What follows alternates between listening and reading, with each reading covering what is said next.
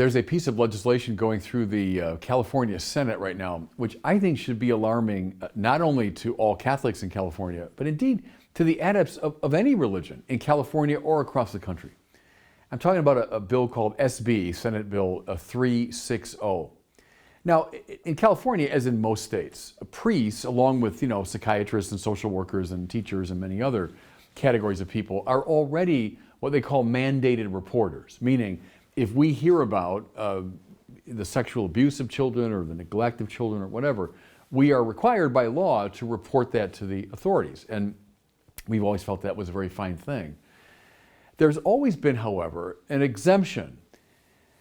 Anything heard within the context of a penitential communication is still completely private, that one's not obligated to make that public.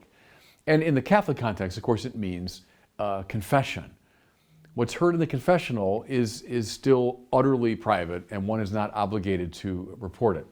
What SB 360 does is it removes that exemption. Let me read to you from Senator Jerry Hill. He's the man that's proposing this legislation.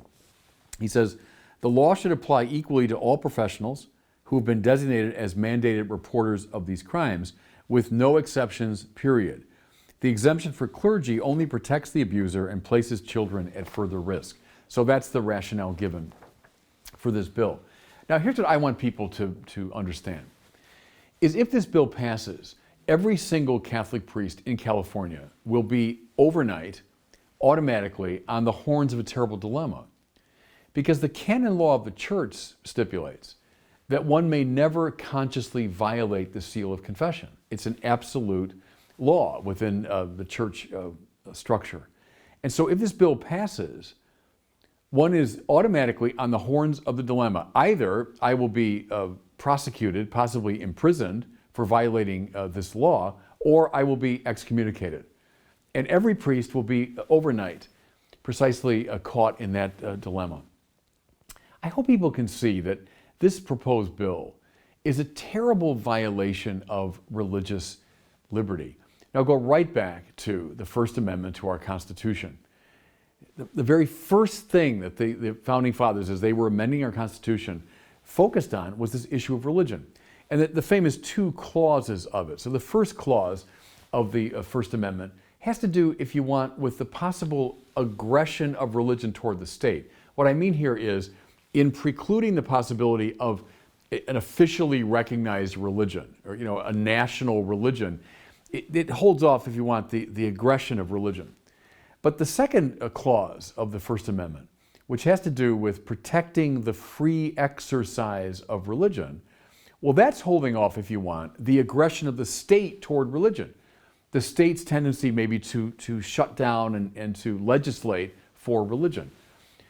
I think it's clear, I hope it's clear to everybody, that this proposed legislation is an egregious violation of that second clause of the First Amendment that is very much interfering with the free exercise of religion as Catholics see it.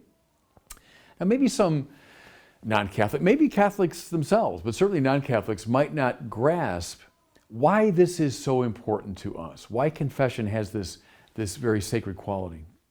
Let me put it in context by telling a story from my own seminary formation. We took a course in our fourth year at the seminary in confession. And our teacher said this to us, and it's been kind of burned in my mind all the years I've been a priest. He said, if someone asks you, Father, can you hear my confession? The answer is always yes. If it's inconvenient, the answer is always yes. Even if it puts your life in danger, the answer is always yes. Then he added, and if someone ever says to you, hey, what was said to you in that confession? The answer is always, it never happened. If saying or acting as though it never happened is inconvenient, it never happened. If acting as though it never happened puts you in danger of your life, the attitude is still, it never happened. That's how sacred we consider the so-called seal of confession. Now, why is that? Why is that? Well, we hold that confession is not so much an encounter with the priest It's an encounter with Christ through the sacramental mediation of the priest. In the confessional, a penitent approaches the Lord and confesses sin to Christ and receives, through the sacramental mediation of the priest, the healing and forgiving grace of Christ. Because that encounter is so sacred, we don't want anything to stand in the way of it. If someone were to feel, if I say something in the confessional, the priest is likely to repeat it, he or she will not approach that font of grace. We don't want anything to stand in the way of one's access to the source of salvation, which is why we take the seal of confession, the privacy of the confessional, with such extraordinary seriousness. Another thing too, throughout our American history, this has been respected by American law. Go up and down the now more than 2 centuries of American history. Very much also in California law, this exemption has been made and the respect given to sacramental confession. It seems to me the extraordinary burden of proof lies on the side of those who would try to obviate this long tradition.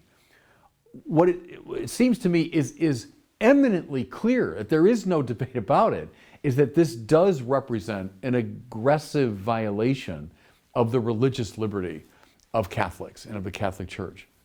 You know, something else, I know people maybe overuse the image of the slippery slope, but what strikes me is, well, okay, certainly the abuse of children is a terrible thing, and so if that comes up even in the confessional, the priest should report it.